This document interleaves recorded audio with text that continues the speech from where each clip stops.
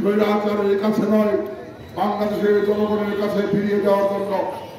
প্রিয় ভাই আমার, আমরা বিশ্বাস করে 1971 সালে মহান মুক্তিযুদ্ধে জাতির বীর সন্তান বীর মুক্তিযোদ্ধা শহীদ রহমান বীরত্তমের স্বাধীনতার ঘোষণার মধ্য দিয়ে এই জাতির মুক্তিগামী মানুষগুলো স্বাধীনতা যুদ্ধে ঝাঁপিয়ে পড়েছিল। দীর্ঘ 9 মাসের সশস্ত্র সংগ্রামে জিয়া রহমান করে জীবনে বাজি রেখে যুদ্ধ করেছেন। 30 লক্ষ মানুষের জীবনের বিনিময়ে 2 লক্ষ মানুষের ইজ্জতের বিনিময়ে আমরা আমাদের জাতির সবচেয়ে বড় অর্জন মহান স্বাধীনতা পেয়েছিলাম জিয়া রহমানের নেতৃত্বে। যারা জীবন দিয়ে দেশ স্বাধীন করেছিল, যারা জীবনে বাজি রেখে যুদ্ধ করেছিল, তাদের স্বপ্ন ছিল এই বাংলাদেশের মালিক হবে বাংলাদেশের জনগণ। আমরা পরবর্তী সময় দেখেছি স্বাধীনতা পরবর্তী সময়ে এই বাংলাদেশের মালিকানা শেখ মুজিবুর রহমানের নেতৃত্বে আওয়ামী বাকশালী শাসক করতে তাদের পারিবারিক এবং দলীয় সম্পত্তিতে পরিণত করেছিল। বাংলাদেশের জনগণ তাদের গোলামে পরিণত হয়েছিল।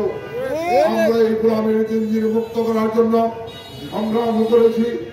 ওই গোলামের জিনজির মুক্ত করে যখন জিয়া রহমানের নেতৃত্বে এই বাংলাদেশে আবার স্বৈরতন্ত্র বাকশাল বিলুপ্ত করে গণতন্ত্র সুপ্রতিষ্ঠিত করা হয়েছিল, এই বাংলাদেশকে একটি উন্নত সমৃদ্ধ বাংলাদেশে রূপান্তর করা হচ্ছিল।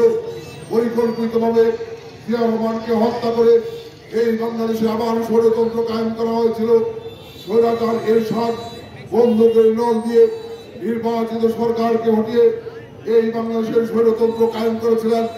যে এই স্বৈরতন্ত্রের বিরুদ্ধে আমাদের জাতির বীর সন্তান জিয়া রহমানের সহধর্মিণী বেগম খালেদা জিয়া, যিনি গৃহিণী ছিলেন, গৃহিণী থেকে বেরিয়ে এসে এই জাতির মুক্তির সংগ্রামে দীর্ঘ 8 বছর রাজপথে সংগ্রাম করেছেন, একাধিকবার কারাবরণ করেছেন। আমূল নেতৃত্ব দিয়ে স্বৈরাচারের পতন করিয়ে গণতন্ত্রকে 1990 সালে বাংলাদেশে একটি সফল গণপ্রথানের মধ্য দিয়ে মুক্ত করেছিলেন।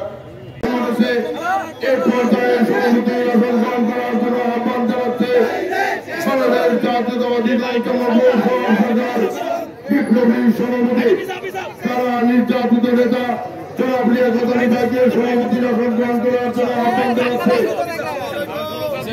এ পর্যায়ে প্রধান অতিথির আসন গ্রহণ করার জন্য আহ্বান জানাচ্ছে বাংলাদেশ জাতীয়তাবাদী দল জাতীয় নির্বাহী কমিটির বিপ্লবী সহ সাংগঠনিক সম্পাদক জামালপুর জেলা বিএনপির বারবার নির্বাচিত সাধারণ সম্পাদক, জামালপুর পৌরসভায় জনগণের পক্ষ কমিটি নির্বাচিত 2 বারের সাবেক সফল বড় মেয়র, জামালপুর সদর আসনে মাটি মানুষের প্রিয় নেতা, আমাদের সকলের প্রিয় নেতা জননেতা অ্যাডভোকেট ওয়ারেস আলী মামুন ভাইকে প্রধান অতিথির আসন গ্রহণ করার জন্য অভিনন্দন আহ্বান জানাচ্ছে।